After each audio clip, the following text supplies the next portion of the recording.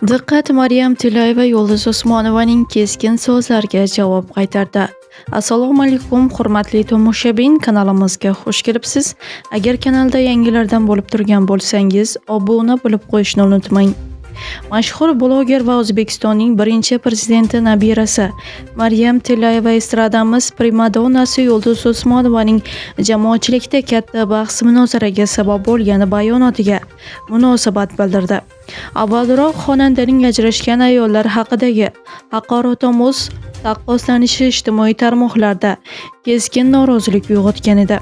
Maryam Tilayeva fikricha, bunday so'zlar ayol kishi, ayniqsa jamiyatda katta obro'ga ega shaxs tomonidan aytilishi mutlaqo noo'rin. Ayollar bir-birini yerga uraversa, jamiyatda adolat va hurmat yo'qoladi. Mashhurlik boshqalarni kamsitish huquqini bermaydi, deya ta'kidladi u. Bloger shuningdek, ko'plab ayollar jamiyat bosimi sabab zo'ravonlik va xiyonatlarga ko'z yumib yashashga majbur bo'layotganini eslatdi. Uning aytishicha, ajrashishlar har doim ham zaiflik belgisi emas, balki ayrim hollarda ayol va farzandlar hayotini saqlab qolish uchun qabul qilingan jazoratli qarordir. Hech kim ayollarga qanday yashashni buyura olmaydi. Ayol o'z baxtini va farzandlari kelajagini tanlashga haqli, dedi Maryam Tilayeva.